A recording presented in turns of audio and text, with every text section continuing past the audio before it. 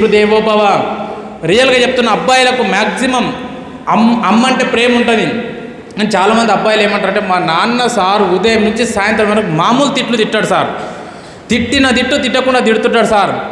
Yes బేటా, అమ్మ ఎలాగో ప్రేమ చేస్తుంది కాబట్టి తను కూడా ప్రేమ చేస్తే నువ్వు ఎక్కడ పాడైపోతావు అని చెప్పి నీ మీద ఉన్న ప్రేమను మొత్తం మనసులో పెట్టుకొని ముఖం మీద కోపాన్ని నటిస్తాడు బాస్ మీ నాన్న. రియల్గా చెప్తున్నా, మీ నాన్న ఎక్కడున్నాడు ఏం చేస్తున్నాడు అని చెప్పి సీక్రెట్గా ఒక కెమెరా పెట్టి చూడు, 365 రోజులు నీ గురించి ఆలోచిస్తున్నాడు బాస్. ఇక్కడ నీకేమన్నా అయ్యిందని చెప్పి ఫోన్ చేసి చెప్పు, పిచ్చోళ్ళగా పరిగెత్తుకుంటూ వస్తూ ఉంటాడు. రియల్గా నీకేమన్నా అయ్యిందని తెలిస్తే పిచ్చోళ్ళగా పరిగెత్తుకుంటూ వచ్చి గుండెలు బాదుకొని ఏడుస్తూ ఉంటాడు. అప్పుడు నీకు అనిపిస్తుంది, అరే మా నాన్నకి ఇంత ప్రేమ ఉందా అని చెప్పి. మీ నాన్నకు చాలా ప్రేమ ఉంటుంది బేటా నీ మీద.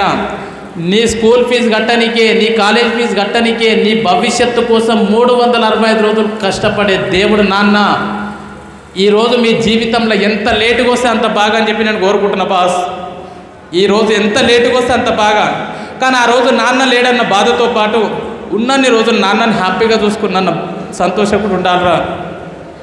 ఈరోజు నైట్కు మీరు అలారం పెట్టుకొని పెట్టే ఇంటికి వెళ్తే ఒక్కసారి అలారం పెట్టుకొని లేచి నాన్న ఎక్కడ పడుకుంటే అక్కడికి వెళ్ళి ఒక్కసారి నాన్న కాళ్ళను చూడండిరా.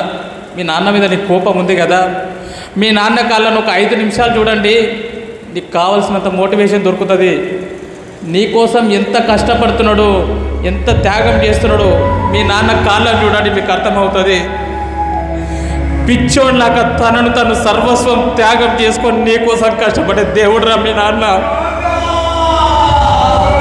అలాంటి నాన్నకు నువ్వు ఏం గిఫ్ట్ ఇస్తున్నావు మిత్రమా? నీకేం తెలియదు అని చెప్పి కసురుకుంటున్నావు. దయచేసి చెప్తున్నా బేట, నాన్నని బాగా చూసుకోండిరా. ఖచ్చితంగా ఈరోజు మీరు నాకు మాట ఇవ్వాలి, మా అమ్మని నాన్నని బాగా చూసుకుంటాం సార్ అని చెప్పి.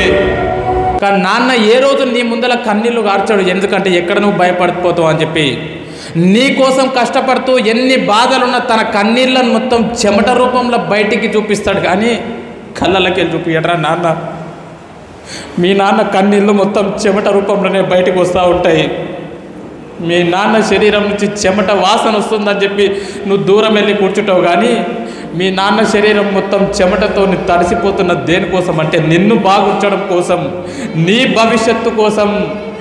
పితృదేవోభవ. నాన్నని దేవుడిలాగా చూడకపోయినా పర్లేదు, అట్లీస్ట్ మనిషిలాగా చూడండి. నేను బాగుపడతానన్నా, నిన్ను బాగా చూసుకుంటా అని చెప్పి నమ్మకం కలిగించండి నాన్నకి. ఈరోజు మనం ప్రోగ్రాం ఎక్కడ కండక్ట్ చేస్తున్నామంటే కాకతీయ ఒలింపియాడ్ స్కూల్.